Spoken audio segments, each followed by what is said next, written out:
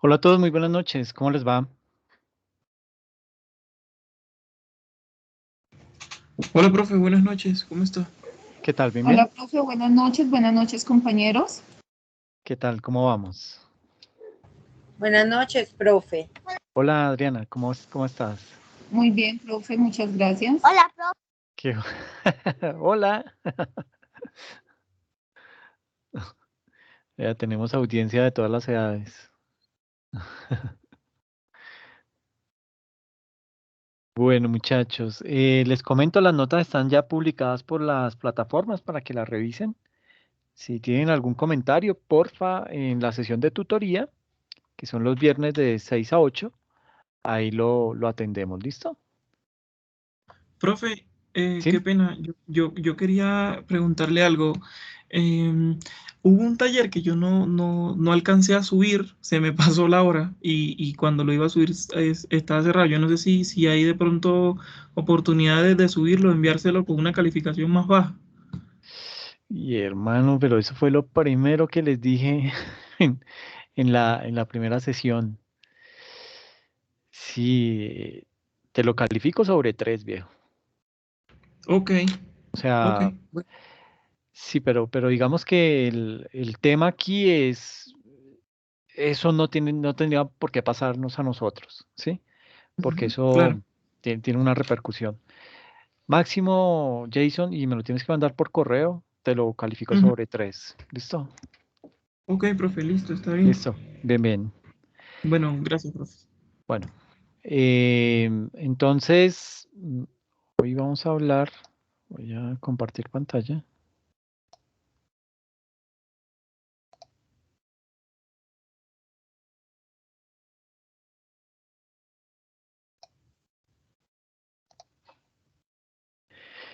Hoy vamos a hablar acerca de lo que son los criterios de valoración. ¿Listo? O sea, cómo se hacen bueno, ustedes saben que el estándar internacional se, digamos que se identifica porque tiene unos principios que son los que rigen la contabilidad.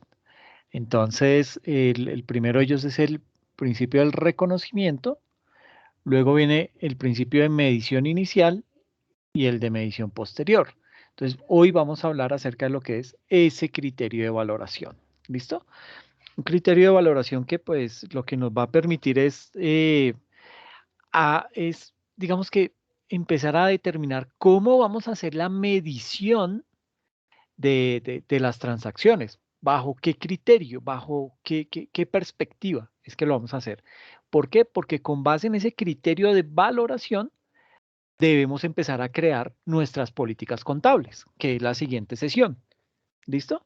Entonces, si nosotros tenemos perfectamente claros cuáles son los criterios de valoración que existen, pues me va a ser muy fácil al momento en que vayamos a empezar a hacer nuestras políticas contables, poder determinar, este tipo de transacción la vamos a medir al valor presente, este tipo de transacción la vamos a medir al valor razonable, este tipo de transacción la vamos a medir, y puede ser que la primera medición, la medición inicial, la haga bajo un criterio, pero la medición posterior la haga utilizando otro criterio para ese mismo, para esa transacción, ¿ok?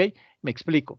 Puede ser que yo mm, adquiera un vehículo en este momento y ese vehículo lo compro, digamos que en una, mm, en un concesionario, entonces me van a cobrar que el seguro, que el SOAT, todo ese tipo de cosas. Entonces, eso, si yo lo contemplo y determino en mis políticas contables que ese tipo de vehículos yo los voy a medir, que su medición inicial la voy a hacer con base en el costo histórico, entonces yo lo que debo hacer es sumar todas esas arandelas para poder que me dé un único valor y a ese valor es al que yo voy a empezar a hacer esa medición.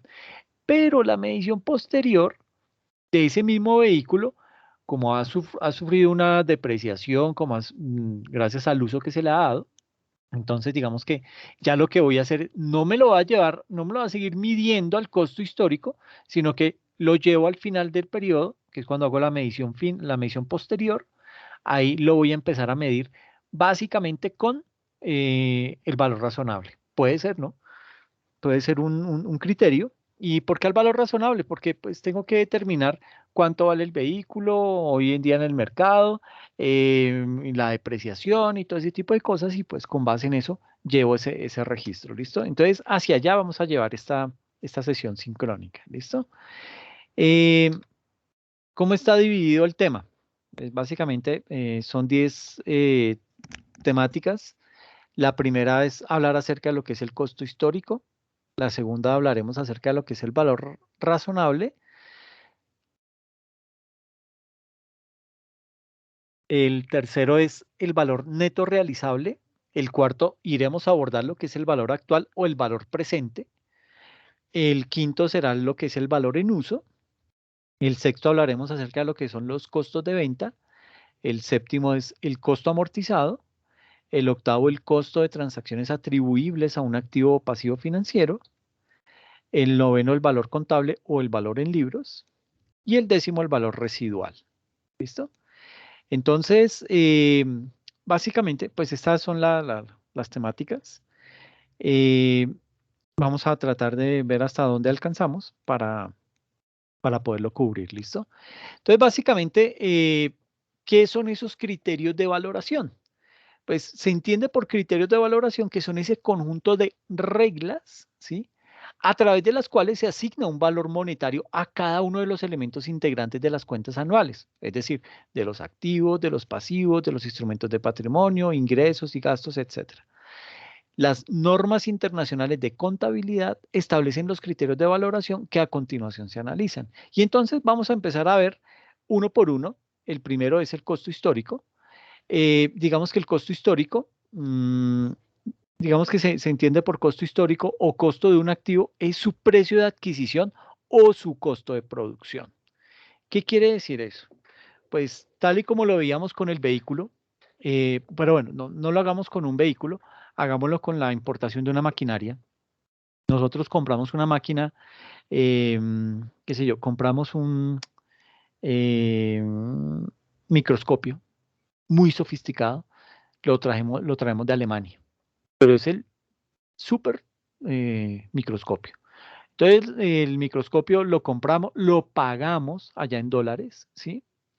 Eh, ya una vez lo hemos pagado, pues ya viene lo que es el tema del envío. Entonces, ellos allá, digamos que nosotros, previo a eso, tuvimos que haber llegado a un acuerdo con esa empresa allá en Alemania y decirle, bueno, listo, entonces, ¿cuánto me vale? No, ese microscopio vale $50.000. Miércoles, listo, bien, 50.000. ¿Tiene descuento? No. Bueno, entonces $50.000.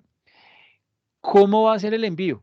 No, pues usted me dice, tenemos varias posibilidades de envío, se lo podemos enviar por avión, pero eso le vale un resto, ¿sí? O se lo podemos enviar por barco, le llegará en mes y medio o 2 meses, pero es muchísimo más barato. Entonces, digamos que ahí empiezan a surgir varias cositas. La primera es la responsabilidad. Entonces, yo lo compré ya, pero la persona, el fabricante, todavía es responsable de poner la máquina en el barco, porque la decisión que tomamos fue envíelo por barco por temas de costo y además yo no lo necesito ya, yo lo necesito en 3 meses. O sea que si se gasta 2 meses en llegar, no hay problema. Entonces eh, acordamos con el distribuidor o con el vendedor, bueno, ¿cómo vamos a tener ese tipo de bien? ¿Hasta qué momento me responde por él y desde qué momento para acá yo tengo que asumir la responsabilidad porque posiblemente yo lo voy a tener que comprar un seguro? Entonces el comprador me dice, ok, listo, entonces mi responsabilidad llega hasta ponérselo a bordo del barco. ¿Listo? Hasta ahí llega mi responsabilidad. Del barco para allá es su responsabilidad. Ah, bueno, listo. Entonces, le decimos, listo, entonces usted me lo lleva, me lo deja en tal barco que viene para Colombia y listo. Entonces, él llegó, lo colocó. Obviamente, ya le pagamos los $50.000. Él empacó el microscopio, todo el papeleo. Él se encargó de hacer todo el proceso de exportación de esa máquina y ya está en el barco. Entonces ya en el barco ya es mi responsabilidad. Entonces yo tuve que de pronto adquirir un seguro para que ese bien, en caso que algo llegase a pasar, que el barco se hunda o que le caiga agua al microscopio, cualquier cosa que pueda pasar, pues que el seguro me responda. Entonces adquirimos el seguro. Entonces ya son $50,000 más el seguro que le adquirimos. ¿Listo? Luego de eso viene el gasto de envío, ¿sí? Porque él dice, no, yo lo pongo ahí, pero ya usted en el barco, usted se encarga de el gasto de envío y todo eso. Ah, bueno, listo. ¿Cuánto vale el transporte? No, eso vale $250. Bueno, listo. Se le paga a este señor. Y ya vamos, mire, compramos el microscopio, tuvimos que comprarle un seguro y los gastos de transporte del barco. ¿Listo? Luego el barco llegó al mes y medio, llegó al puerto de Cartagena. Entonces, llegó allá, lo desmontaron, o sea, hicieron todo el desembarque y dijeron, ay, hay una máquina, entonces hay que hacerle proceso de nacionalización. Ok, ay, pero es que hoy es viernes y es por la tarde y está haciendo mucho sol, entonces no, dejémoslo ahí y como es puente, entonces el martes hacemos el proceso de nacionalización. Eso no me lo van a tener ahí de chévere guardado ellos porque sí, eso me cobran, ok, entonces ese tipo de bien llega a una bodega específica y allá dicen, ok, este producto se va a nacionalizar apenas el martes. Mierda. Entonces, a mí me toca asumir esos gastos de ese alquiler de esa bodega para tener ahí el microscopio de manera segura y me cobran ese alquiler. ¿Listo? Entonces ya ahí son como 3 días de arriendo. Pongámosle que eso nos costó $150,000. Entonces, listo, $150,000 más. Luego los gastos de nacionalización, entonces ahí ya el tema viene, pongámosle que fueron $200,000, entonces ya ahí fueron otro gasto adicional. Y luego, bueno, ¿y quién lo trae? Ah, no, entonces mm, que me lo envíen por Servientrega y no hay problema, que eso llegue de una vez porque yo lo necesito mañana. Entonces, perfecto, se lo colocan en Servientrega, pagamos otra vez el gasto. ¿Cuánto vale el envío de Cartagena acá? De una máquina de tantas dimensiones. Ah, pero ¿y lo quiere asegurar? Sí. ¿Cuánto vale? Ah, no tanto. Ok, sí, entonces el envío más el seguro del transporte. ¿Ok? Ya lo tenemos en la bodega, pero necesitamos ponerlo a andar para poder que ese microscopio funcione bien.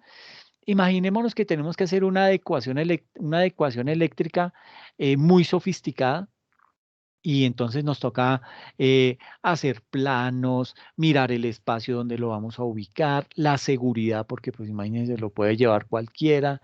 Entonces, ¿qué le vamos a poner a eso? Entonces, adecuamos el espacio físico, ¿sí? Y para haber adecuado ese espacio físico nos gastamos 2,5 millones. Y aparte, pues voy a tener que digamos que instalarlo, que venga la persona, nos diga, mire, este equipo se instala así, esto funciona de tal y tal manera, y este es el manual de instrucciones. ¿Listo? Entonces, todas esas arandelas hacen parte del costo histórico, ¿ok? Suma todo eso, digamos que esa es la principal propiedad que tiene este costo histórico, y es que todos los gastos en que yo incurra me capitalizan ese activo. Entonces ya ese activo no está capitalizado en $50,000, ¿sí? Porque posiblemente yo tuve que pagar unos impuestos allá, entonces me salió por $55,000, ¿m? Más los gastos de envío, la nacionalización, el seguro, póngale que todo eso nos costó, ahí se nos fueron $10,000 más, entonces salió el microscopio realmente por $65,000. ¿Listo? Entonces, todo eso me fue sumando. Ahora, esa suma que le estoy diciendo acá, hacia la Topa Tolondra, no significa que todo lo voy a hacer en dólares, porque pues ya una vez acá en Colombia, los gastos de envío, los pagos de nacionalización, los pagos de bodegaje y todo ese tipo de cosas, eso ya se hace en pesos.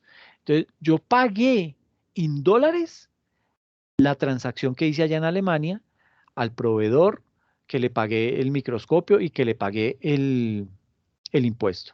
Pero también tuve que comprar un seguro y tuve que pagar unos gastos de envío. Eso lo hice en dólares. ¿Listo? Entonces, cada una de esas transacciones que hice, ok, ¿cuándo las hizo? Entonces, uno estima digamos que cuando va a hacer uno la política contable, uno tiene que decir, ok, ¿cómo voy a convertir esa moneda extranjera en moneda local? Entonces usted puede decir, no, la voy a hacer a la tasa del mercado o voy a hacer todas las compras que haga en dólares. Entonces, al final del mes, tomo la tasa representativa del mercado, saco el promedio y a eso voy a liquidar todas esas compras que hago en el exterior.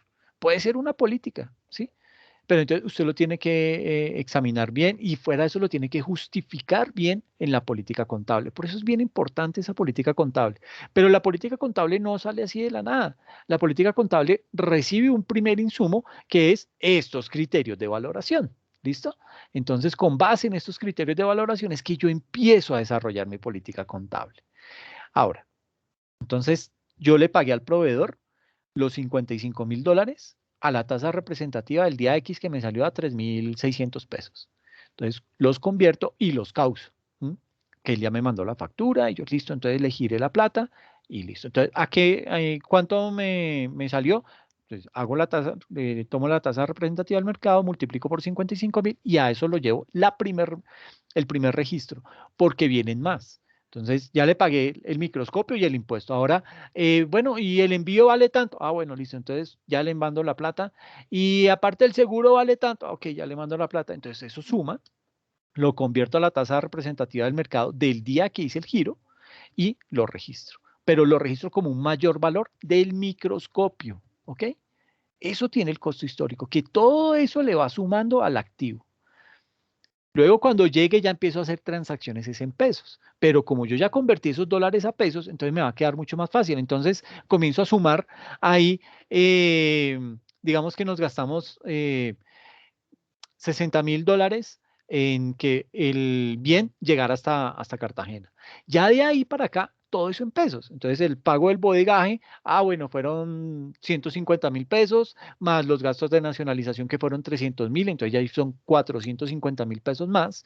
Y aparte, debo tener también lo que fueron los gastos de envío, la adecuación del sitio en donde vamos a tener el instrumento, todo ese tipo de cosas se le agrega esos valores a ese activo, ¿ok? Por eso el costo histórico, pues digamos que tiene esa ventaja, pero que a la larga, es más, en el decreto 2649, todo se hacía, casi que todas las mediciones se hacían bajo este criterio de medición, bajo el costo histórico. Entonces usted tranquilamente podía encontrarse con un terreno que se había comprado por allá en 1970, que lo compraban en 1 millón de pesos, un terreno, y al sol de hoy usted lo veía, imagínese, 50 años después, usted veía ese mismo terreno que había comprado en 1 millón de pesos, hoy seguía valiendo 1 millón de pesos. Así estaba registrado en el libro, ¿sí? Que después uno miraba por allá superávit y todo ese tipo de cosas, ok, sí, ese es otro tema. Pero el activo como tal se mantenía el costo a lo largo de su vida, ¿sí? Y eso estaba mal. Estaba mal, ¿por qué? Porque esos activos o se valorizan o se deprecian, pero no se quedan quietos, ¿ok? Entonces, ese tipo de situaciones había que contemplarlas y ahí fue cuando llegó el valor razonable, el valor neto realizable, el valor presente, todo ese tipo de cosas que ayudan a que a estimar de una mejor manera ese tipo de bienes, ¿ok? Entonces, eso es lo que hace el costo histórico. Ahora, el costo histórico o el costo de un activo lo compone el precio de adquisición y lo compone el costo de producción. Pero pues en el caso que les coloqué, pues no había costo de producción, era simplemente el precio de adquisición, pero en ese precio de adquisición se suman todas esas arandelas. Gastos de impuestos, gastos de envío, seguros de envío, gastos de bodegaje, de nacionalización, todo eso entra y es un mayor valor de ese activo. ¿Listo? Eso es lo que hace ese costo histórico. Bien, ahora.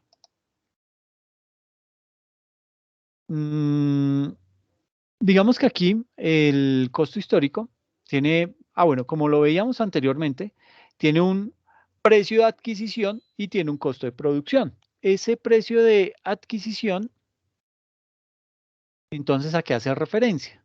Ese precio de adquisición es el importe en efectivo y otras partidas equivalentes que han sido pagadas o que pueden estar pendientes de pago, más el valor razonable de las demás contraprestaciones comprometidas derivadas de la adquisición. Lo que yo les decía, los seguros, los impuestos, los gastos de envío, los gastos de bodegaje, de nacionalización, de adecuación del espacio físico, etcétera, etcétera. Todo eso son demás contraprestaciones comprometidas derivadas de la adquisición, debiendo estar todas ellas directamente relacionadas con esta y ser necesarias para la puesta del activo. ¿En qué? En condiciones operativas. Es decir, que pueda empezar a funcionar. Si yo no logro poner a funcionar ese microscopio, pues implica que de pronto me hizo falta un componente, tengo que adquirir otra cosa. Entonces, hasta que yo no lo coloque en producción o en operación, ese activo, yo le voy a tener que seguir sumando ese tipo de arandelas. ¿Por qué? Porque todavía me falta algo para que ese activo empiece a estar operativo. ¿Listo? Entonces veamos un ejemplo. Por ejemplo, valga la redundancia, determinar el precio de adquisición del activo. Entonces, el 1 de abril de 2018 se adquiere un camión por un importe de 68.000 unidades monetarias. El concesionario donde compramos el camión nos aplica un descuento promocional de 3.000 unidades monetarias. El impuesto de matrícula y los gastos de rodamiento ascienden a 7.800 y a 2.500 unidades monetarias respectivamente. Entonces, ¿cuál podrá ser el valor de ese vehículo? ¿Quién opina algo al respecto?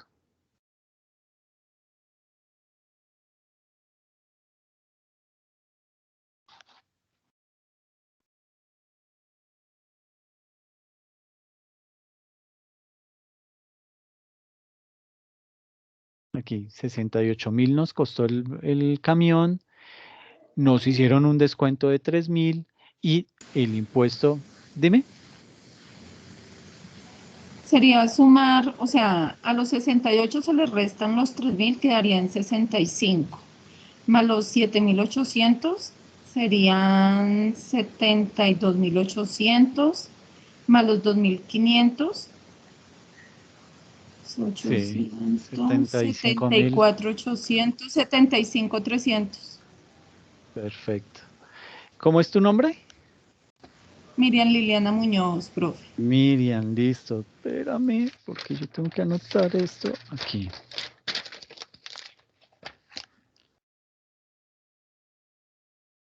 Miriam Liliana Muñoz. Sí, señor. Perfecto, muchas gracias.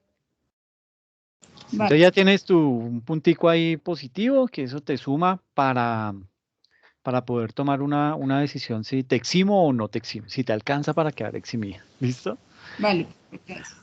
Bueno, entonces es exactamente como lo describe Miriam. La misma operación que ella hizo es la que debemos aplicar.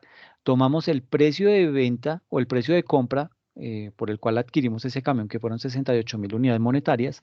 Le descontamos, por eso tiene aquí el signo negativo, lo del descuento que nos aplicaron, que fue de 3.000 unidades monetarias. Entonces ya nos quedan 65.000 y le sumamos lo que es el impuesto de matriculación y los gastos de rotulación. Entonces, eso nos da en total 75.300 unidades monetarias. Ese fue el precio de adquisición de ese camión. ¿Listo?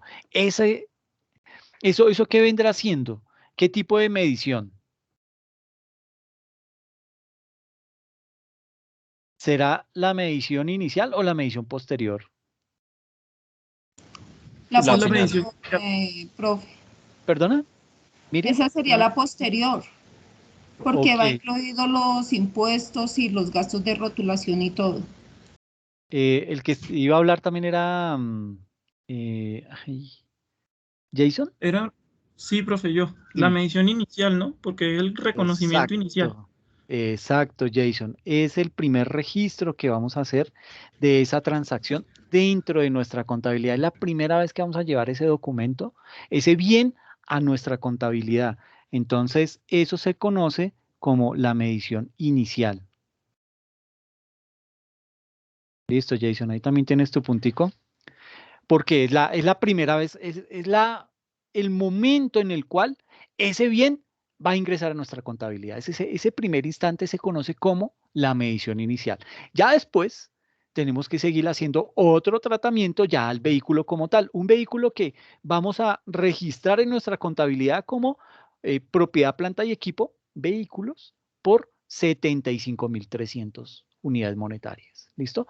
Ya después, cuando vayamos a hacer el cierre contable, que es cuando tenemos que hacer la medición posterior, ahí es cuando entonces decimos, ah, bueno, pero ese vehículo lo compramos en tal fecha, ¿cuánto se ha depreciado? Entonces, eso es un menor valor de ese bien, ¿sí? Ahora, aquí hay algo, y aprovecho y les cuento. eh, digamos que cuando se implementó el estándar internacional en Colombia, se cometieron muchísimos errores, ¿sí? Eh, digamos que uno de esos errores fue que la norma decía que usted a un bien, a un activo fijo, lo debe depreciar, pero le debe calcular el valor residual, ¿ok? Y usted me dirá, ¿qué carajos es ese valor residual? Pero si estamos hablando del costo histórico, ¿por qué se va para allá? No sé. No, es precisamente porque cuando uno habla de costo histórico y sobre todo de un activo fijo, pues ese tipo de activo va a tener una depreciación. ¿Fruto de qué? Del uso que se le ha dado en la organización, en el desarrollo del objeto social de ese bien, de esa empresa que está haciendo uso de ese bien. Entonces, ¿qué decía la norma? Decía, usted tiene que calcular cuál es el valor residual de ese bien y sobre el saldo, ahí se empieza a depreciar. Por ejemplo, imagínese que compramos ese camión en 100 millones de pesos. Y usted dice, ay, pero mi chica, la norma dice que yo debo calcularle un valor residual. Entonces llaman al contador, venga, ¿qué es eso de valor residual? Que es que yo tengo que empezar a depreciar ese activo y no sé. Ah, sí, valor residual. Es más o menos un porcentaje en el que usted considere que después de que se ha utilizado ese bien, digamos este camión, en 10 años, después de su vida útil, usted lo puede vender por ese valor residual. Ah, entiendo. ¿Y eso cuánto, cómo lo estimo? Ah, no, pues usted dice un 20%, ¿sí? Eso no tiene problema. Ah, bueno, entonces hicieron la política contable. Y todos los activos fijos en la organización se van a depreciar a su vida útil por el método de línea recta y va a tener, para el caso de los vehículos, un valor residual del 20% de su valor, para la maquinaria de un 15% y comienzan a calcular ese tipo de cosas.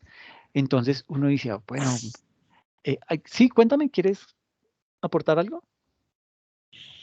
Sí, qué pena, profe. Ya, Yo dale, dale. le quería comentar que ese tema del valor residual, o sea, no siempre, digamos que las compañías lo toman, ¿cierto? O sea, lo toman como política, digamos que le colocan como valor residual cero. También eso tiene la implicación, digamos, en las diferencias para el impuesto diferido, ¿cierto? Para el tema Sí, de la depreciación. sí, eso es completamente cierto, Jason. Eh, digamos que el tema de ese valor residual es a criterio de si usted lo va a calcular, si usted lo quiere calcular porque es que usted va a vender ese activo. Pero si su objeto social no le dice por ningún lado que es que usted, después de que ya he utilizado mis activos, yo vendo el resto de activos, pues ¿para qué se va a poner a hacer eso? Ese no es a eso, ese no es su modelo de negocio, a eso usted no se dedica. Usted es una empresa, qué sé yo, una empresa desarrolladora de software. Usted de pronto, cuando ya se le vencieron, cuando ya los equipos están desactualizados, están ya muy viejos, pues usted dice, no, ¿sabe qué? Regale esa vaina a computadores para estudiar, ya no me acuerdo cómo se llama el programa. Regáleselos al gobierno, o pues, venga, llevémoslos a un colegio y los donamos allá y hagamos alguna otra cosa. Eso tiene hasta más sentido que ponerse uno a decir, le voy a calcular tanto por ciento para ese valor residual, porque es que al final lo voy a vender en tanto. No, usted está cometiendo ahí un error gravísimo. ¿Por qué? Porque está depreciando ese activo no en el 100%, sino lo está depreciando en un 80%, en un 75%, en un 85%, dependiendo del porcentaje que le calculó como valor residual. ¿Y qué pasa que si su depreciación no es sobre el 100, sino sobre el 80, pues usted va a tener que asumir un menor gasto y es cuando hay menores gastos, ¿qué pasa? Su utilidad se infla y va a tener que pagar más impuestos. Entonces, no es un buen negocio hacer el cálculo de ese valor residual. El valor residual lo calcula uno cuando dentro de su modelo de negocio o usted ya tiene estimado que ese tipo de vehículos o que ese tipo de activos usted los va a vender, pues uno dice, ok, listo, de pronto un edificio, ¿sí? Pero un carro o unos equipos de cómputo, unos muebles y enseres, pues más bien done esa vaina y se quita eso de encima y depreció usted sobre el 100% cada uno de esos activos y pudo disminuir mucho la utilidad y pagó menos impuestos sobre eso. ¿Ok? Entonces, digamos que eso es de esas cositas que se leyeron muy a la ligera y se implementaron y al sol de hoy muchas empresas están todavía haciendo ese tipo de cosas. Entonces, básicamente, si usted lo tiene de pronto en su política contable, pues haga un cambio de esa política contable diciendo, mire, yo ya no voy a utilizar el valor residual. ¿Por qué? Porque mi objeto social no es vender activos fijos ya depreciados. Mi objeto social es la producción y venta de lácteos, eh, qué sé yo, la producción de productos congelados precocidos, la razón que sea. Bajo ese criterio, usted puede hacer el cambio de esa política contable y reestructurar ese tipo de depreciaciones. Entonces usted, ¿por qué? Porque si usted le calcula ese, vuelvo y digo, ese valor residual, usted va a depreciar menos ese activo y al depreciarlo menos, su utilidad se va a inflar y va a tener que pagar más impuesto. Entonces deprecie todo al 100%, ¿ok? Que al final le quede ese activo en ceros y ya usted se olvidó de eso, ya lo dio de baja, ¿listo? Entonces, este es un ejemplo de lo que es el costo histórico. Bien. Eh, Dentro de este costo histórico, entonces digamos que, recuerden que habíamos hablado de dos tipos de, se los muestro acá. Habíamos hablado que el costo histórico o costo de un activo tiene o bien sea el precio de adquisición, que fue el que acabamos de explicar con el ejemplo del camión, o el costo de producción. Entonces, ¿qué es eso del costo de producción? Entonces, básicamente, el costo de producción hace referencia a lo siguiente. Ese costo de producción incluye lo que es el precio de adquisición de las materias primas y otras materias consumibles, el precio de los factores de producción directamente imputables al activo, costos directos como la mano de obra directa, parte que razonablemente corresponda de los costos de producción indirectamente relacionados con el activo, por ejemplo, los costos indirectos como arrendamientos, depreciaciones, reparaciones, suministros, combustibles, mano de obra auxiliar, etcétera. Siempre que se basen en la capacidad normal de producción, ¿ok? Lo que significa que el costo de subactividad queda excluido del costo de adquisición. Entonces, básicamente, ese costo histórico, visto desde el punto de vista de lo que es el costo de producción, hagan de cuenta que tenemos una fábrica de muebles, ¿ok? Una fábrica de muebles, ¿cuál es la materia prima? Pues la madera, ¿cierto? Pero tenemos otras materias consumibles, porque con la sola madera yo no puedo convertir esa madera en una cama, ¿sí? Porque voy a tener que utilizar unas máquinas que hagan el corte, voy a necesitar otros consumibles como las puntillas, los tornillos, el barniz, la laca, la tintilla, todo ese tipo de cosas que se utilizan para llevar a, digamos que poder sacar a la venta una cama. ¿Listo? Entonces, a eso hace referencia a esos otras materias consumibles, las puntillas, los tornillos, la laca, el barniz, todo ese tipo de cosas. Precio de los factores de producción directamente imputables al activo como los costos directos, por ejemplo, la mano de obra directa. Entonces ahí tenemos que llevar todo lo que tiene que ver con los operarios que se encargan de transformar esa materia prima en una cama, ¿sí? Puede que sean 2, 3, 4 obreros, ¿sí? Eso hace parte de ese costo de producción. Y la parte que razonablemente corresponda a los costos de producción indirectamente relacionados con el activo. Ojo con esta palabrita, razonablemente. ¿Qué significa ese razonablemente? Que usted debe tener justificado o documentado en su política contable por qué los va a incluir y por qué en ese porcentaje. Entonces usted tiene que tomar unas métricas, usted va a tener que partir de algunos postulados, de algún autor, de alguna cosa, decir, mire, esto lo tomamos de este lado porque creemos que a esto aplica nuestra empresa y por eso lo estamos contemplando de esa manera. Ah, bueno, listo, ¿sí? Cuando le llegue un día un auditor tributario, le diga, muéstrame la política contable, usted la saque y le dice, mire, ¿y de dónde saca? ¿Cuál es la? Justifíqueme esto razonablemente. Ah, sí, sí, señor, mire, nosotros tenemos aquí nosotros estamos haciendo camas y razonablemente consideramos que los costos indirectos que le competen o que recaen sobre cada una de las camas que estamos produciendo son a nivel de arrendamientos un 15%. ¿Por qué? Porque el metraje de las camas con lo que mide toda la bodega, etcétera, etcétera. Entonces le calculamos que fue un 15%. Eso debe estar documentado, ¿no? O sea, ¿cómo lo hizo? Entonces, si una cama ocupa tanto espacio, tantos metros cuadrados, pero como estamos produciendo 100 camas, entonces las 100 camas, obviamente no armadas, sino desarmadas, ocupan tantos metros, entonces ahí se le calcula que eso es lo que vale, lo que le cargamos razonablemente del concepto de arrendamientos a ese producto específico de las camas. Las depreciaciones, entonces de la maquinaria que estamos utilizando, también cuánto le vamos a cargar. Usted le puede cargar el 100% porque es que es esa máquina la que la tiene destinada solamente a hacer ese tipo de bienes, de muebles. Entonces ya usted lo define. Reparaciones que de pronto hubo que hacer, ¿sí? Suministros, combustibles, mano de obra auxiliar, etcétera. Todo eso debe estar justificado con este razonablemente. O sea, eso quiere decir que debe estar documentado, que debe ser totalmente claro, que debe ser identificable y medible. Eso significa esta palabrita razonablemente. ¿Listo?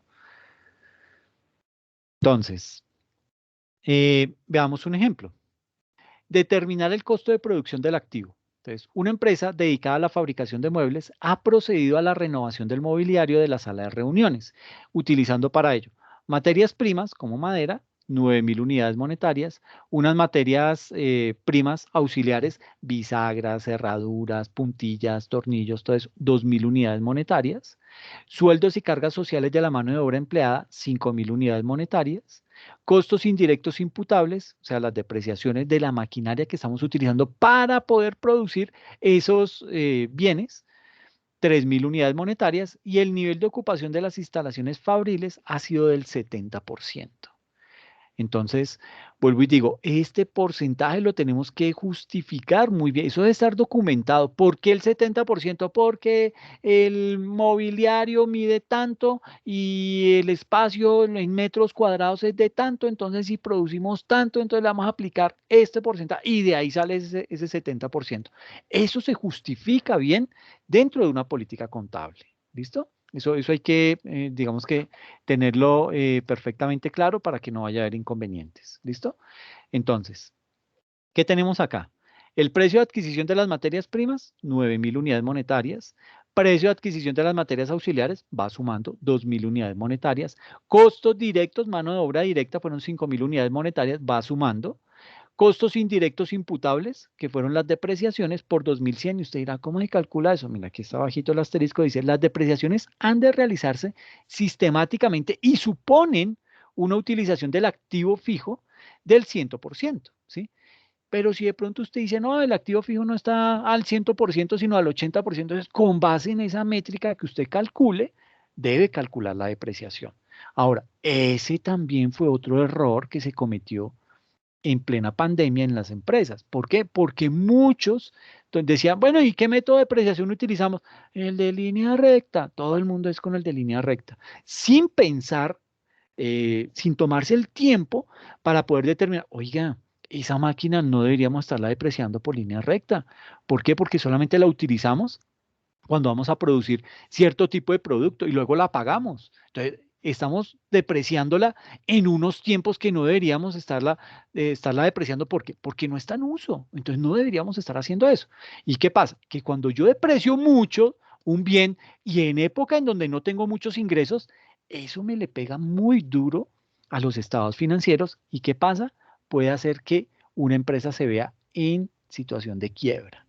Entonces, eso le pasó a muchas pymes en Colombia debido a que tenían depreciando bienes que mientras las empresas estaban cerradas, ¿por qué tenía que depreciarlo? Por la sencilla razón que su política contable decía que la depreciación era por línea recta y no de pronto por unidad de producción. Entonces, el método de línea recta dice, usted me deprecia ese activo todos los santos días, dependiendo el bien del activo, me lo tiene que depreciar, úselo o no lo use, ¿sí? Mientras que por el método de unidades de producción, usted simplemente tiene que depreciar ese bien mientras lo está usando. De resto no tiene por qué depreciarlo, ¿ok? Entonces, muchas empresas tuvieron que entrar a reajustar sus políticas contables cambiando esos métodos de depreciación, ¿ok? Eso es bien importante tenerlo en cuenta porque pues, esas decisiones no se pueden tomar a la ligera. La política contable me traza esa ruta que yo debo seguir contablemente para hacer las mediciones de las diferentes transacciones al interior de la empresa. ¿Ok? Entonces las depreciaciones, esos costos indirectos imputables que eran las depreciaciones, me dice que las depreciaciones han de realizarse sistemáticamente y suponen una utilización del activo fijo del 100%. Si el nivel de ocupación ha sido del 70%, solo se pueden imputar al costo del activo el 70% de las mismas y el 30% restante será un costo de subactividad a la empresa. Entonces, ¿qué nos decía aquí de la depreciación? Nos decía que costos indirectos imputables, depreciaciones 3.000 unidades monetarias. ¿Listo? Y nos decía que el nivel de ocupación de las instalaciones fabriles ha sido del 70%, es decir, el nivel de productividad de esa fábrica ya no era del 100%, sino que bajó al 70%. Entonces, si estos costos indirectos imputables están en 3.000 unidades monetarias, yo tengo que calcularle el 70% a estos 3.000. ¿Ok? Eso es lo que me está diciendo acá. ¿Listo? Entonces, si el nivel de ocupación ha sido del 70%, solo podemos cargarle al costo del activo el 70% de la depreciación y el 30% restante será un costo de subactividad de la empresa. ¿Ok? Es decir, esto ya no viene siendo un costo de subactividad, sino se transforma en un gasto. ¿Ok? El costo yo lo puedo recuperar, el costo es capitalizable, el gasto no, el gasto se quedó, o sea, lo pagué y nunca más vuelvo a recuperar ese dinero. Esa es la diferencia entre costo y gasto. Aquí me está diciendo, usted ese 70%, ok, aplíquelo como depreciación y esa le va a capitalizar. O sea, usted le va a agregar ese valor al precio, al costo del producto, pero ese otro 30% que está dejando de utilizar, ese no me lo puede llevar al costo. Usted tiene que llevar eso al gasto. Entonces, de esa manera, yo solamente de esos 3.000 puedo aplicarle el 70%, 7 por 3, 21, me da 2.100. Eso es lo único que yo puedo reconocer de la depreciación. ¿Listo? Entonces, ¿cuál es el costo de producción? La sumatoria de estos ítems. 11.000, 16.000, 18.100 unidades monetarias. Ese es el costo de ese bien que estamos produciendo en la organización. ¿Listo? Hay que tener mucha precaución cuando, digamos que en la compañía el nivel de ocupación no está al 100%. Puede que sea el 100%, puede que sea menor o puede que sea mayor, pero ahí habrá que entrar a determinar cuál es la métrica o cuál es la medida específica que tiene determinada la empresa para decir, este es el nivel de producción cuando está la empresa al 100%. ¿Listo? Entonces, eso, vuelvo y digo, todo esto hay que hacerle mediciones porque de lo contrario, pues se van a cometer errores. ¿Listo? Entonces, claro, hasta ahí lo del costo histórico. Bueno, veamos aquí otro casito importante y es una empresa que se dedica a la fabricación de vehículos, compra un terreno por 10.000 unidades monetarias y lo hizo en el año de 1950. ¿Y para qué compró ese terreno? Para construir un lote de autos en él. Esta empresa reportaría el terreno en su estado financiero de 1950 en 10.000 unidades monetarias, es decir, en lo que lo compró.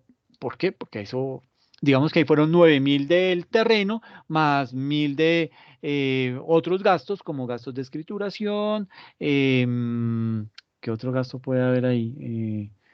Qué sé yo, el perito, todo ese tipo de cosas lo metieron y eso sumó 10.000 unidades monetarias. Eso en 1950. Y usted va y mira el estado financiero de esa compañía en 1950 y ahí aparecen las 10.000 unidades monetarias. ¿Ok? Ahora, si la empresa aún posee ese terreno en 2021, aún se presentaría en el balance por 10.000 pesos ese terreno. Y usted dirá, pero ¿cómo? Y la valorización, y ese terreno ya hoy no vale 10.000 unidades monetarias, hoy fácilmente vale 200.000 unidades monetarias. ¿Dónde están los 190.000 que se ha valorizado el terreno? Pues con el costo histórico eso no se ve en el activo, ¿ok?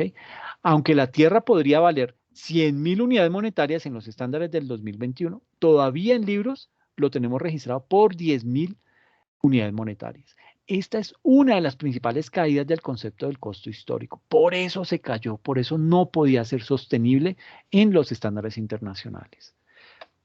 En otro ejemplo, supongamos que se compraron 100 unidades de un artículo hace un mes por 10 pesos cada unidad. El precio de hoy de esas mismas unidades no es de 10, sino es de 11. Entonces, el inventario aparecerá en el balance general a 1.000 pesos y no a 1.100. ¿Ok? ¿Por qué? Porque estoy dividiendo estos 100, compré 100 unidades a 10 pesos, entonces las estaría reconociendo dentro de mi balance general a 1.000 pesos la unidad cuando realmente debería ser a 1.100. ¿Listo? Entonces, eso es digamos que cuando hablamos de inventarios, de este tipo de mediciones, tenemos que hablar también de lo que es el famoso valor neto realizable, que vamos a hablar de eso más adelante. Los valores de los costos históricos no cambian de un año a otro, por lo que aquí le coloqué no se viola, por lo que se viola el concepto de consistencia. Hay algunos problemas con el método del cálculo del costo histórico. Por ejemplo, no toma en cuenta el valor temporal del dinero o la inflación, y esto es muy delicado. Y es muy delicado, ¿por qué? Porque con la inflación nuestra moneda se va depreciando. ¿Y depreciando qué es? Que yo ya no puedo comprar eh, esos... no puedo comprar esas 100 unidades en 100.000 pesos, sino que las voy a comprar. Si quiero comprar esas mismas 100 unidades, me toca pagar 108.000. ¿Ok? ¿Por qué? Porque con esa misma cantidad de dinero, debido a la inflación, yo no puedo comprar. O sea, mi dinero perdió poder adquisitivo. ¿Ok? Entonces, ese es el impacto que tiene la inflación al interior de las organizaciones.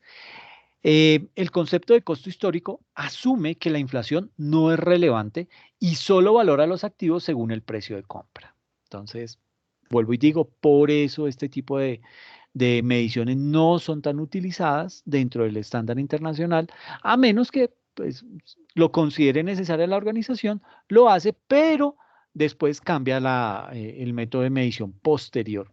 Puede ser que la medición inicial sea costo histórico, pero la medición posterior va a ser de pronto a valor presente o va a ser a valor razonable, etcétera, etcétera, dependiendo cómo lo tenga dentro de la política contable. Ahora, Profe, dime. ese costo histórico se aplicaría más que todo en, digamos, esos países que tienen economías muy fuertes, ¿cierto? O sea, que no tienen tanta variación. Allá es muy dado ese tipo de situaciones, pero de todas maneras, digamos que el tema de la inflación y más con todo lo que ha pasado en plena pandemia, pues las empresas han replanteado mucho el tema del costo histórico y están tratando de mm, cambiarlo porque se han dado cuenta que les ha traído más inconvenientes después de la pandemia. Entonces, digamos que la tendencia hoy en día es a replantear el tema del costo histórico. Hacerlo sí, de pronto como una medición inicial, pero no contemplarlo como dentro de la medición posterior. Ese tema no aplicaría ahí. ¿Listo?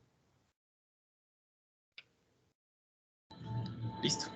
Ok. Entonces vamos a hablar de otro criterio de valoración denominado el valor razonable. Ese valor razonable, digamos que aquí en la diapositiva nos indica que el valor razonable será el valor del mercado, cuando el mercado sea activo y sea confiable, ¿ok? ¿Qué quiere decir que el mercado sea activo? Por ejemplo, imagínese usted con el caso del microscopio que compramos en Alemania. Lo voy a decir, digo, ok, lo voy a medir al valor razonable y aquí en Colombia no hay un mercado para decir, ese microscopio en Colombia a hoy vale 180 millones. No lo hay. No hay un mercado, no existe, no tengo dónde conseguir ese mismo producto, a menos que me vaya hasta Alemania. Entonces, en Alemania sí lo voy a conseguir, posiblemente en Estados Unidos, ¿sí?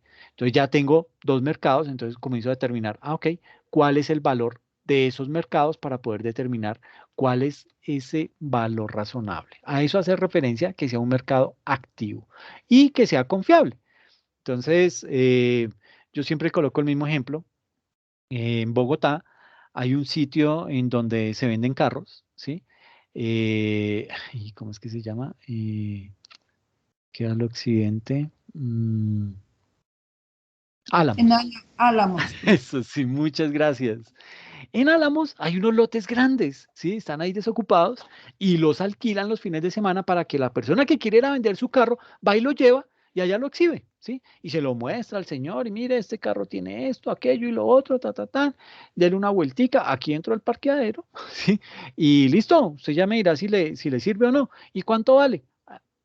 Ese no es un mercado confiable. ¿Por qué no es un mercado confiable? Usted me dirá, pero es un mercado activo. Sí, claro, es un mercado que está ahí cada 8 días y sí, eso puede tener la categoría de activo, pero no es confiable. ¿Por qué? Porque cada quien le pone el precio dependiendo del cliente, ¿sí?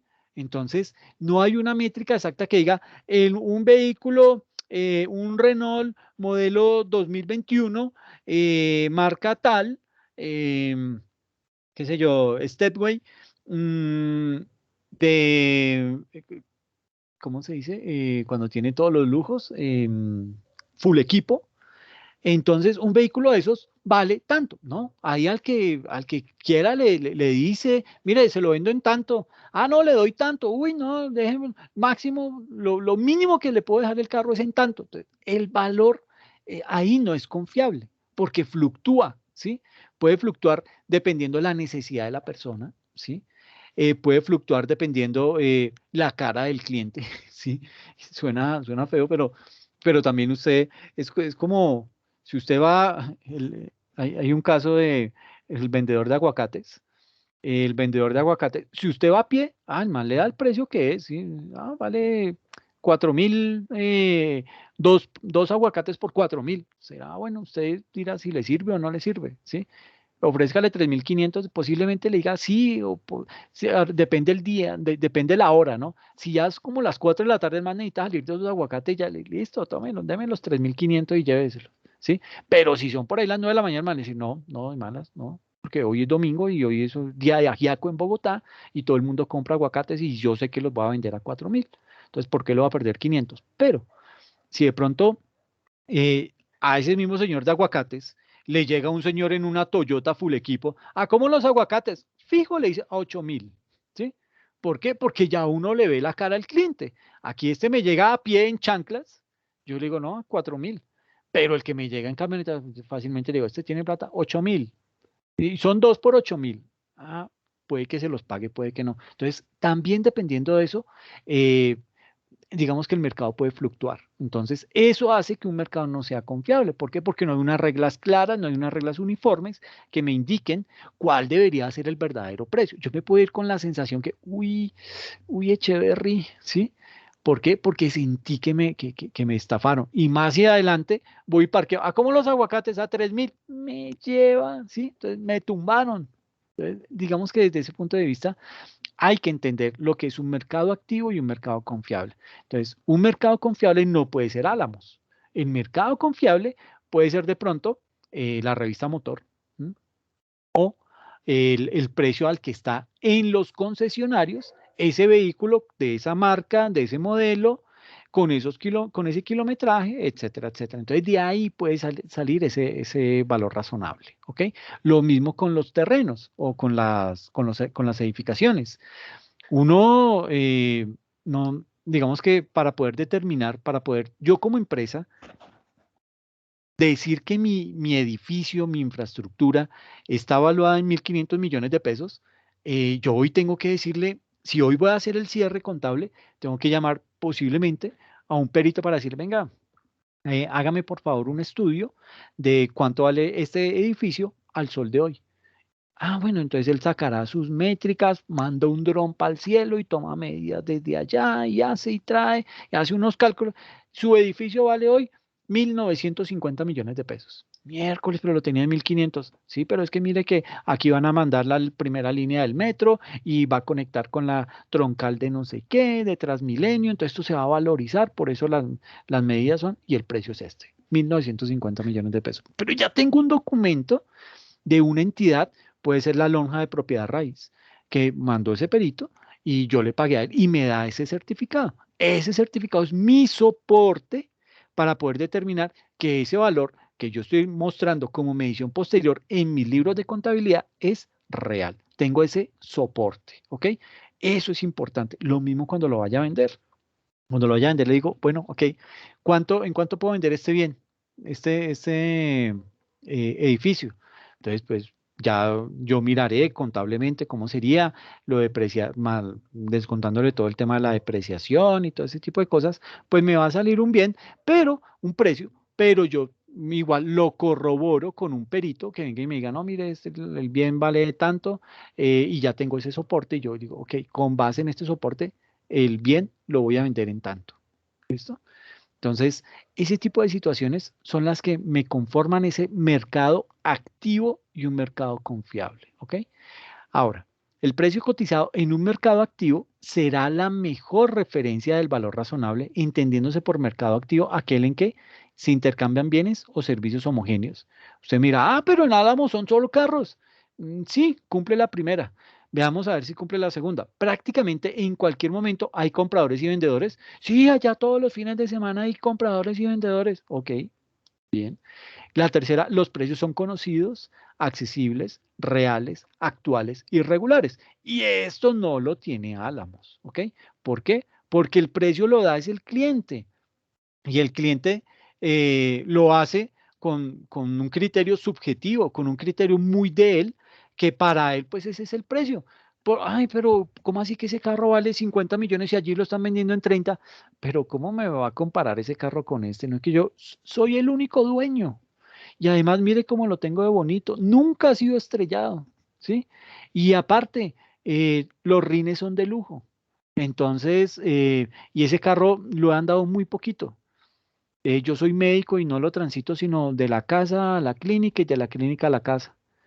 Fácilmente un mecánico que sepa el tema le dirá, uy, entonces ese carro está es grave porque no lo utilizan sino para eso. O sea, no le dan la usabilidad que debería ser. Entonces, el desgaste que puede estar sufriendo la, la parte mecánica del vehículo es un mayor desgaste. ¿Por qué? Porque solamente lo utiliza en un trayecto y vuelve y lo apaga. No le está dando el uso que debería darle para que el vehículo vaya a funcionar bien. Entonces, puede que en algún momento de carro se le vuelva a hacer un problema al nuevo comprador.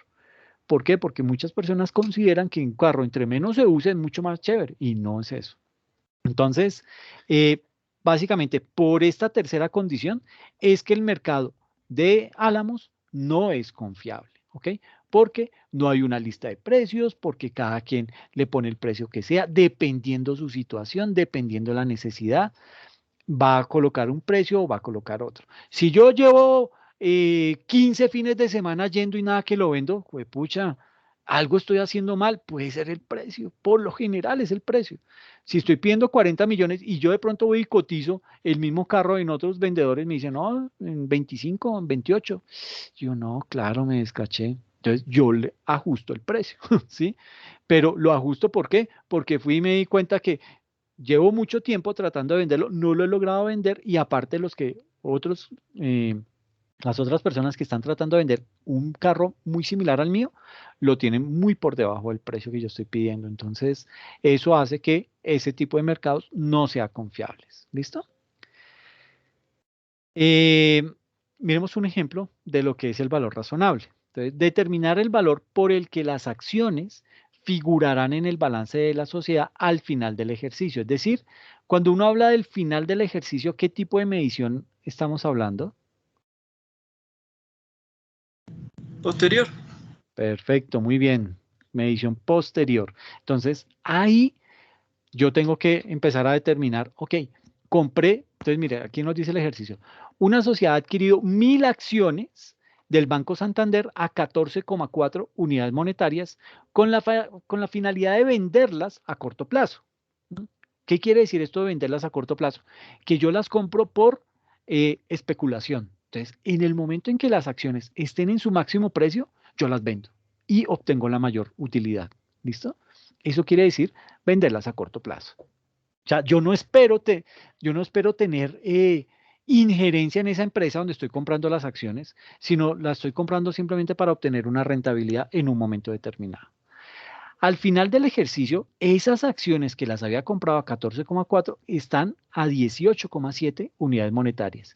Y en caso de venta, los gastos asociados serán del 0,2 unidades monetarias por cada título. Entonces, bajo ese panorama, ¿cómo debería yo hacer la medición posterior? Entonces, las acciones se han adquirido con una finalidad especulativa, es decir, son activos financieros mantenidos para negociar que formarán parte de la llamada cartera de negociación, que se valora a valor razonable. En este caso, el valor razonable o el valor de mercado será el precio de cotización sin deducir los costos de transacción o de venta. En consecuencia, al cierre del ejercicio, esas acciones se van a valorar por 18.700 unidades monetarias, por lo que su valor se ha incrementado en 4.300 unidades monetarias, es decir, los 18.700 a precio de hoy menos el valor al que las compré inicialmente, que fueron 14.400, me da una diferencia de 4.300 unidades monetarias. ¿Qué hay que tener claro? Que ese precio que me estaba diciendo acá, que en caso de venta los gastos asociados serán de 0,2 unidades monetarias por título, eso no me tiene por qué afectar este precio. No quiere decir que yo, 18,7 más 0,2 unidades monetarias, entonces lo voy a dejar en 18,72. No, no significa eso. Yo, el precio a valor razonable es el que me dicta el mercado. Independiente, que a usted le cobran unos gastos por la venta, por la intermediación, esos son gastos que usted va a tener que asumir en esa transacción. Pero el valor razonable es el valor del mercado neto. ¿Ok? Entonces. Este es el resultado. Es decir, yo, mi medición inicial fue a 14.400 unidades monetarias por esas acciones y mi medición posterior va a ser a 18.700 unidades monetarias y voy a tener una utilidad de 4.300 unidades monetarias. ¿Listo? Ahora, vamos a hablar acerca de lo que es el valor neto realizable. Bueno, este valor neto realizable básicamente es el importe que la empresa puede obtener por la venta de un activo en el mercado, deducidos los costos estimados necesarios para dicha venta. En el caso de las materias primas y los productos en curso, es decir, esos, digamos que compramos la materia prima y yo puedo quedarme con ese inventario de materia prima y decir, uy, no, viene una pandemia, voy a vender esa materia prima, ¿sí? Pero también puedo tener unos productos en proceso, ¿sí? Esos son estos productos en curso, son los mismos productos en proceso. Yo tengo unos inventarios en producto en proceso. Esto en el caso que sea una empresa manufacturera o una industrial que desarrollan ese tipo de productos. Entonces tengo tengo un inventario de materias primas, tengo un inventario de productos en proceso y voy a tener un inventario de producto terminado. Entonces, en esos casos, también habrá que tener en cuenta los costos necesarios para terminar su producción, construcción o fabricación. Entonces, en el caso en que yo vaya a vender las materias primas, yo voy a tener que estimar ¿cuál va a ser el precio de venta de estas materias primas? Teniendo en cuenta los costos que se requieren para poder terminar o para poder utilizar esa materia prima es decir, para poder tener esa materia prima totalmente transformada, ¿ok? Entonces, digamos que esto se utiliza mucho en inventarios, el valor neto realizable. Entonces, veamos un ejemplo. Una empresa tiene unos terrenos adquiridos por 640.000 unidades monetarias, que estima podría vender en el momento actual por 820.000 unidades monetarias. Como gastos de intermediación por la búsqueda de un comprador y otros impuestos, la empresa estima unos gastos de 6.300 unidades monetarias que gravan la operación. Entonces nos piden aquí determinar el valor neto realizable de esos terrenos. Entonces, ¿cómo sería? Pues básicamente lo que tenemos es el importe que se puede obtener por la enajenación es 820.000 unidades monetarias, que es lo que nos dice acá. Estima, podría vender en el momento actual ese terreno por 820.000 unidades monetarias. ¿Listo? Ahora, y tengo que deducir los costos estimados necesarios para esa venta. O sea, lo que le voy a tener que pagar a un intermediario que me traiga el cliente para yo poderle vender ese terreno. ¿Ok? Y eso está estimado en 6.300 unidades monetarias. Es decir, a los 820.000, en lo que voy a vender el producto, le voy a restar esos gastos en los que voy a incurrir y me va a quedar estimado ese bien como valor neto realizable en 813.700 unidades monetarias. ¿Ok? Entonces, digamos que, pues, bajo ese aspecto, pues hay que tener mucha precaución con eso, porque, vuelvo y digo, el valor neto realizable, digamos que su mayor aplicabilidad la tiene en inventarios. Por eso arrancábamos en la definición hablando de inventario de materia prima, inventario de producto en proceso, inventario de producto terminado. ¿Por qué uno tiene que hacer eso con los inventarios? Porque uno tiene que calcularle el valor neto realizable. Porque yo tengo que estimar que mis inventarios no estén sobrevalorados. ¿Qué es sobrevalorados?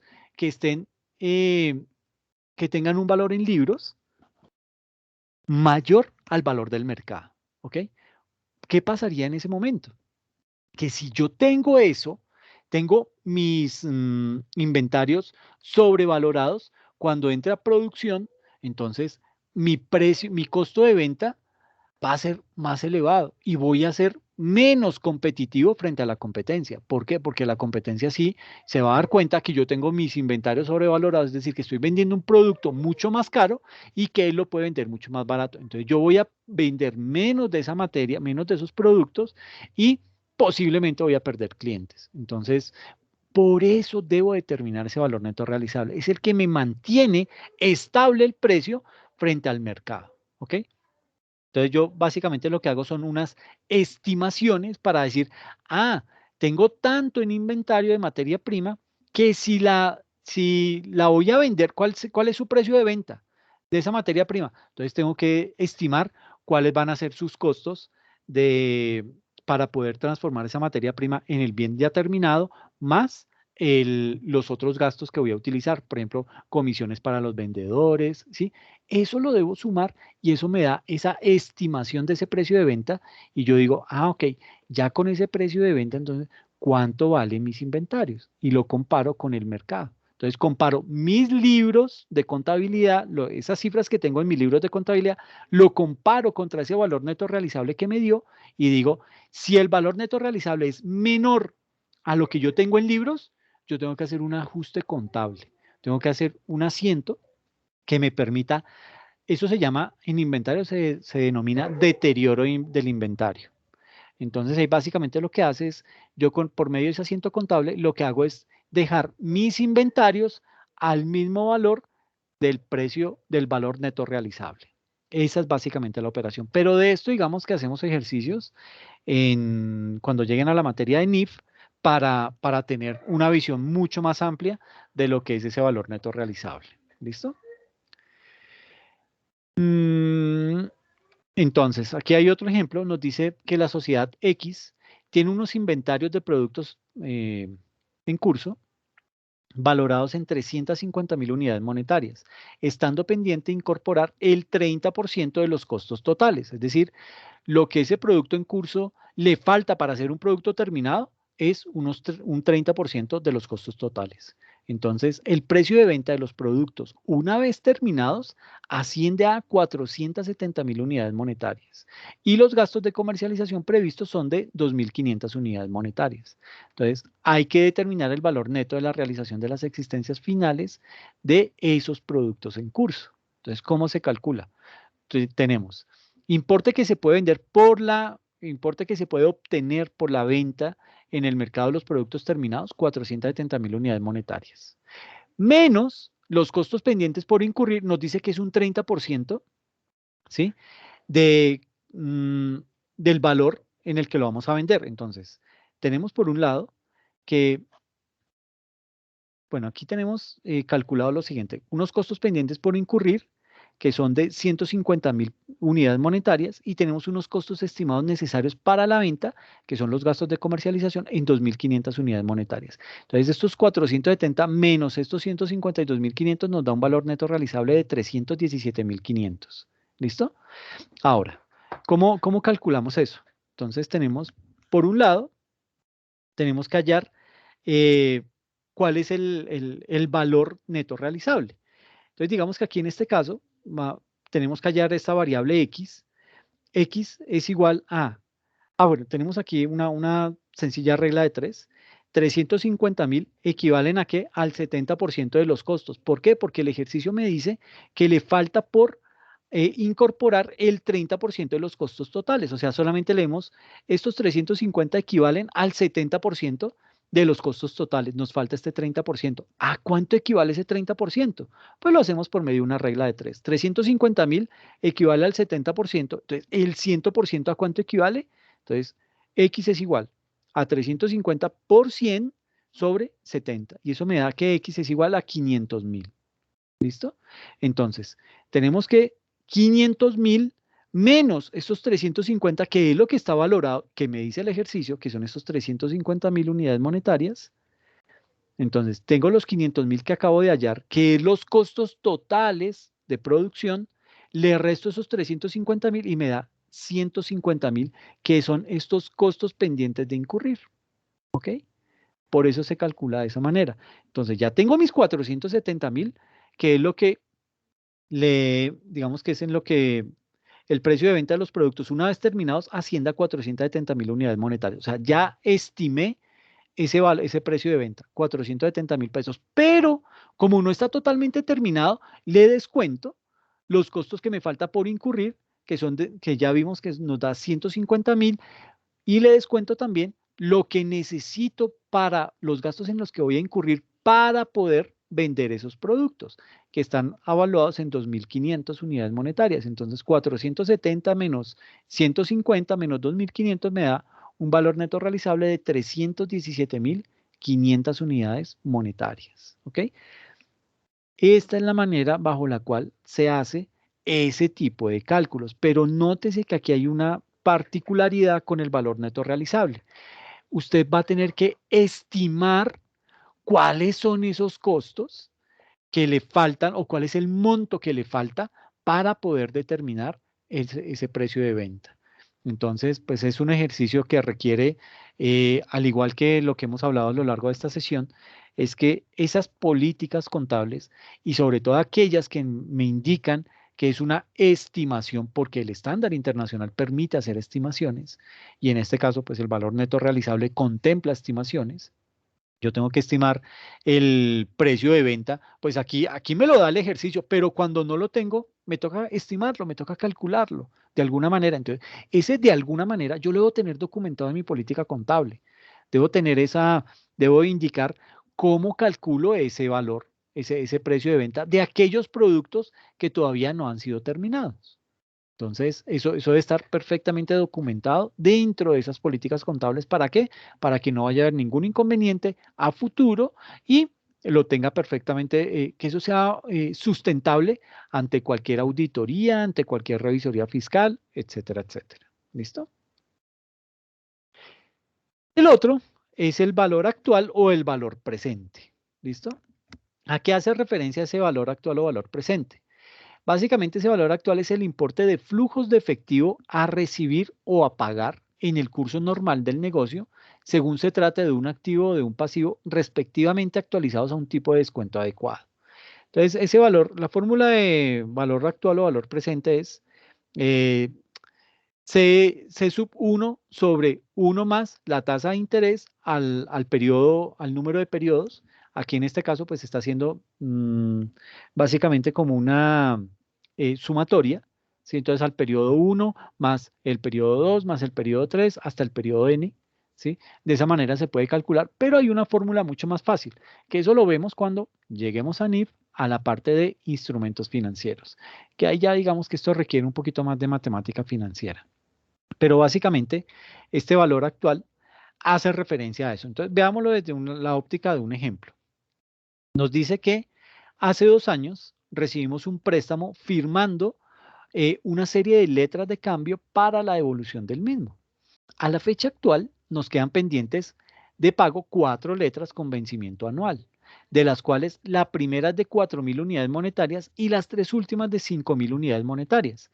Nos ofrecen cancelar la deuda por el valor actual de la misma, es decir, sobre esos 4.000. Entonces, teniendo en cuenta que el tipo de interés de descuento convenido es del 4,5%, ¿cuál sería el valor actual de la deuda?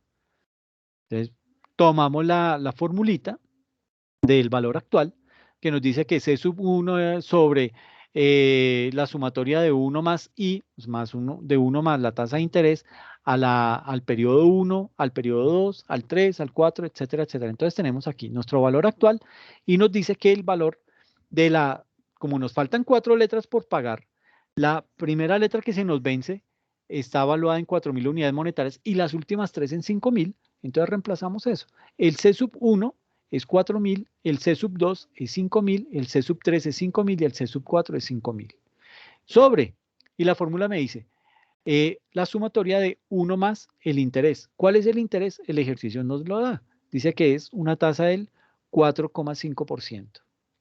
Entonces, 1 más 0,045. A eso queda convertido cuando yo tomo ese 4,5% y lo divido entre 100, se me convierte en un 0,045 y esa tasa de interés es constante para cada uno de los periodos que nos hace falta por pagar. Entonces, por eso le colocamos 1 más 0,045 a la 1, porque es el periodo 1, más 5.000 sobre 1 más 0,045 a la 2, porque este es el periodo 2, y lo mismo para el periodo 3 y para el periodo 4. Entonces, resolvemos siempre lo de los paréntesis primero. Entonces, valor actual es igual a 4.000 sobre, hago esta sumatoria, a la 1 me da 1,045 más 5.000 sobre, resuelvo este paréntesis, 1 más 0,045 a la 2 me da 1,092 más 5.000, resuelvo este paréntesis, me da 1,1411 más 5.000 y resuelvo lo del paréntesis, me da 1,1925. Luego ya hago las divisiones. Entonces, valor actual es igual a 4.000 dividido 1,045, me da 3.827.75, más 5.000 dividido 1,092, me da 4.578.75, 5.000 sobre 1,1411 me da 4.381,73 y el último periodo que es 5.000 sobre 1,1925 me da 4.192.87 pesos. Es decir, sumando esto me da un valor de 16.981 unidades monetarias. Es decir, yo tenía que, si yo pagara esa obligación año a año, yo terminaría pagando 4.000 más 5.000, esto me da 19.000 unidades monetarias. Pero como me dice, no, páguelo ya. Entonces, de esos 19.000 que me vale la obligación, si hoy la decido pagar, me estaría pagando 16.981 unidades monetarias. Es lo que me está queriendo decir ese ejercicio. ¿Listo?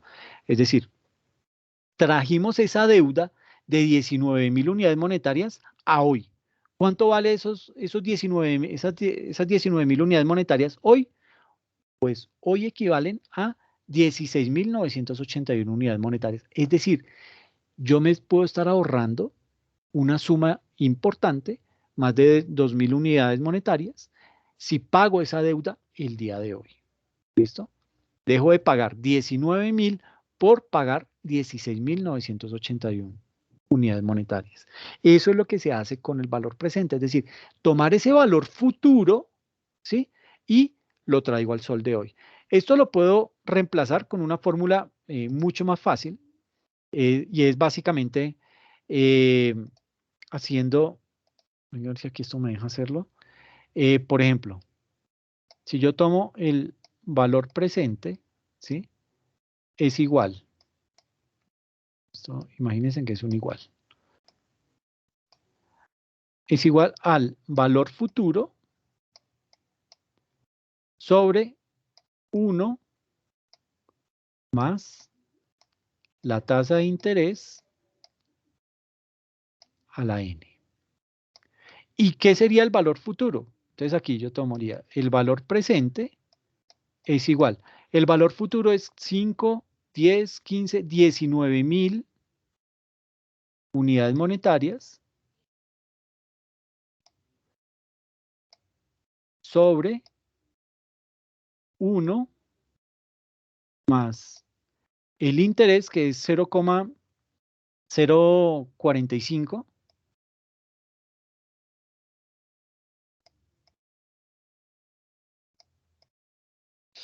Y qué feo hacer números con el mouse. ¿A la qué? Sería a la 1, 2, 3, a la 4. ¿Ok? A esto se reduce ese ejercicio. Entonces ya con esto yo calculo y me debería dar este mismo valor. ¿Ok? Entonces, básicamente este tipo de criterios de medición de valor presente se utiliza básicamente es cuando uno tiene obligaciones con bancos que de pronto quiere pagar ya o algún tipo de acciones que quiera vender el día de hoy. Sobre todo se manejan en instrumentos financieros ese valor presente. ¿Listo? Pero vuelvo y les digo, toda esa temática de valor neto realizable, de valor presente, eso lo vemos con mucho detalle cuando lleguemos a la materia de NIF, en donde pues digamos que vamos a empezar a analizar diferentes escenarios, diferentes situaciones, con diferentes tipos de transacciones, en donde vamos a poder determinar cuál es el criterio de medición que más se acomoda a determinado caso. ¿Ok? Entonces, bueno, ya nos llegó el tiempo. Entonces, nos queda este temita, valor en uso, costos de venta, costo amortizado, costos de transacción atribuibles a un activo o a un pasivo financiero. ¿Qué es eso el valor contable y qué es eso el valor residual?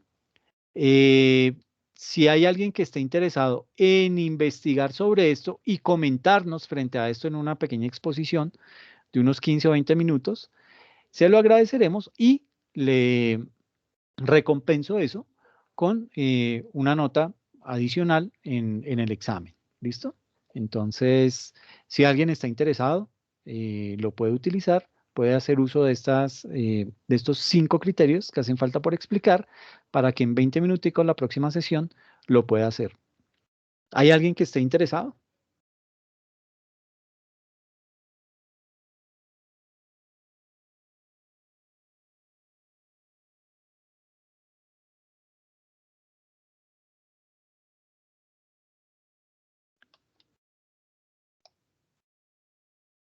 ¿No hay nadie que esté interesado en el tema?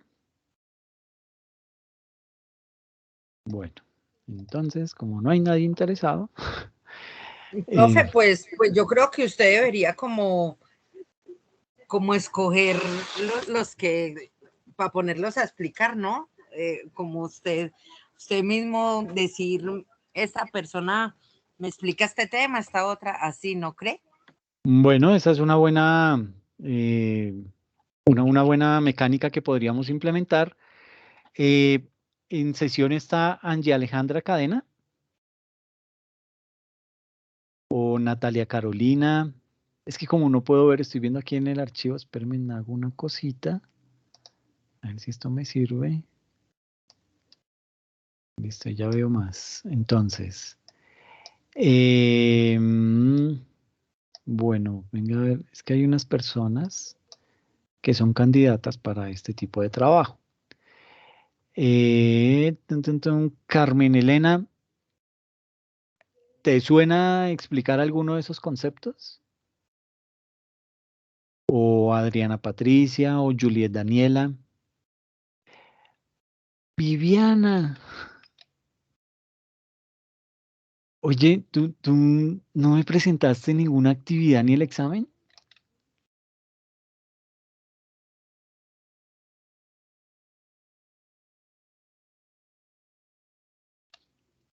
Tengo a Viviana Higuera Hurtado, que no presentó nada.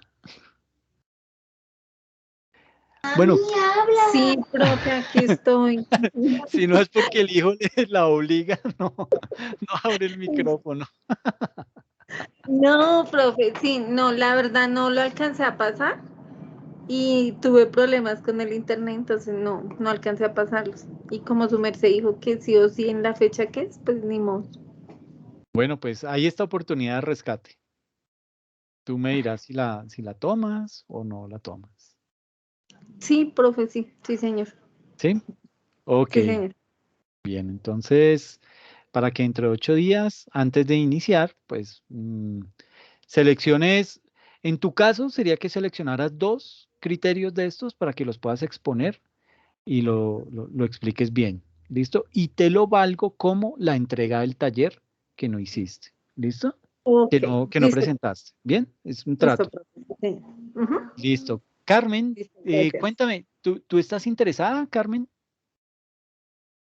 Yo para la evaluación que sé que... Ok, perfecto, muy bien, no hay ningún problema. Entonces, eh, ¿qué tema seleccionarías, Carmen?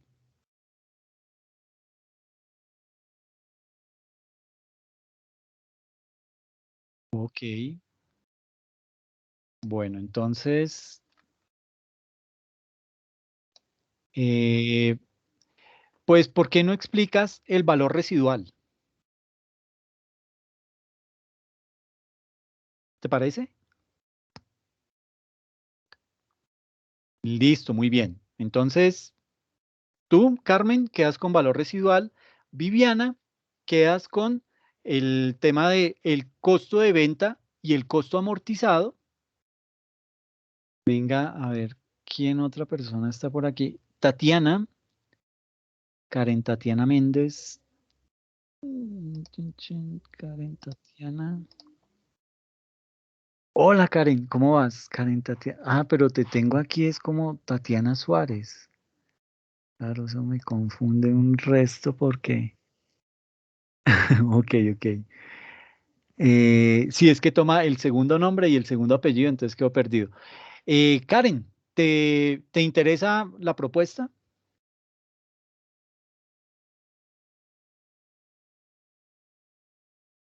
Perfecto, muy bien. Entonces, como sé que lo necesitas, entonces vas a explicarme 2 casos de estos. Vas a explicar lo que es el valor en uso y vas a explicar el costo de transacción atribuible a un activo o a un pasivo financiero. ¿Listo? De esta manera, pues yo lo que hago es, al que no me ha entregado una actividad, pues, entonces le reconozco esa exposición como esa entrega, le mejoro la nota y si de pronto a usted le fue mal en un examen, en el examen, pues también le mejoro la nota con base en eso. ¿Listo? Entonces estas personas para que porfa, dentro de 8 días, cada uno, bueno, digamos que lo ideal sería la metodología que yo utilicé hoy, que es explicar en qué consiste y un ejemplo. ¿Listo? Entonces, de esa manera, pues para que lo puedan hacer de una manera muy clara, muy concisa, porque lo que nos interesa es tener claro el concepto, ¿sí? No tanta teoría, tanta carreta, como decimos, sino más bien algo puntual y, y bien, digamos que lleguemos al punto del, de lo que queremos aprender de cada uno de esos criterios de medición. ¿Listo?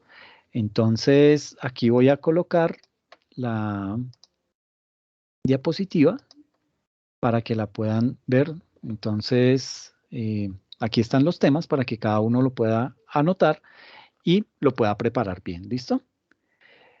Bueno, pues nada, entonces les agradezco mucho la atención. Gracias por haberse asistido a esta sesión y nos vemos dentro de 8 días, ¿les parece? Vale, gracias, profe. No, a ustedes, muchas gracias. Gracias, profe, hasta luego. Bueno, cuídense mucho, que les vaya muy bien. Gracias, profe, que descanse. Lo mismo para ti, que te vaya muy bien. Gracias, profe. Bye. A ti, que estés bien.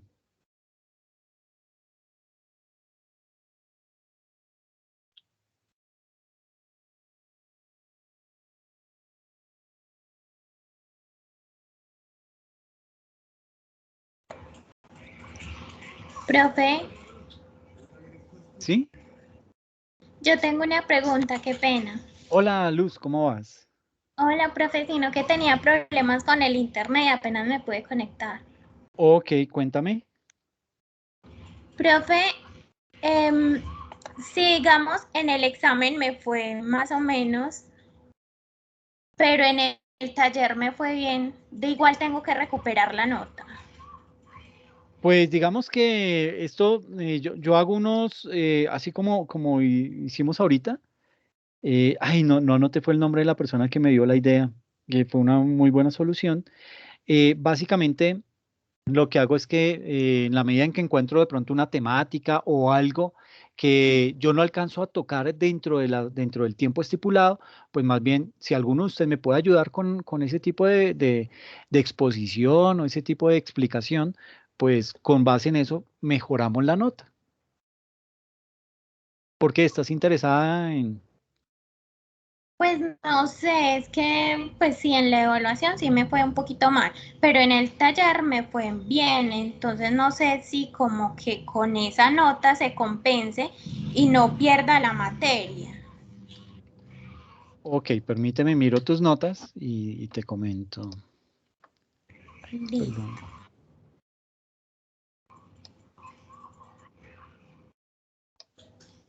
Bueno, digamos que la nota, digamos que la materia no la vas perdiendo ni mucho menos. O sea, eh, tus notas, y ya que estamos solos, entonces tus notas son, en el taller sacaste 5 y en el examen 2,5. Entonces se suman las dos notas, se dividen entre 2 y la nota de ese corte te quedó en 3,75. Si el propósito es tratar de mirar, si el propósito es tratar de mirar, tratar de quedar eximido para no tener que hacer ni actividad ni examen en la unidad número 3, pues sí valdría la pena hacer algo para mejorar la nota del examen. Ok, y sí, es que también pues tampoco alcancé a escuchar lo que estaban mencionando en cuanto a las exposiciones. Eso sería como para recuperar. Sí, sería para No, recuperar, pero hay una cuestión y es que digamos que esos temas ya los repartí dentro de los participantes, ¿sí? sí. Sería en la siguiente sesión buscar un tema para que tú lo puedas exponer en la otra sesión. ¿Te parece? Uh-huh. Ah, sí, me Y parece ahí perfectamente. mejoraríamos la nota. Ah, listo, profe. Muchísimas ¿Listo? gracias. Pero entonces, ¿me acuerdas, Luz? Porque a mí esto se me olvida. ¿Listo? Listo, Por, dale. bueno, Muchas gracias. bueno, que estés muy bien. Chao. Bueno, profe, muchas gracias. Chao. Sí.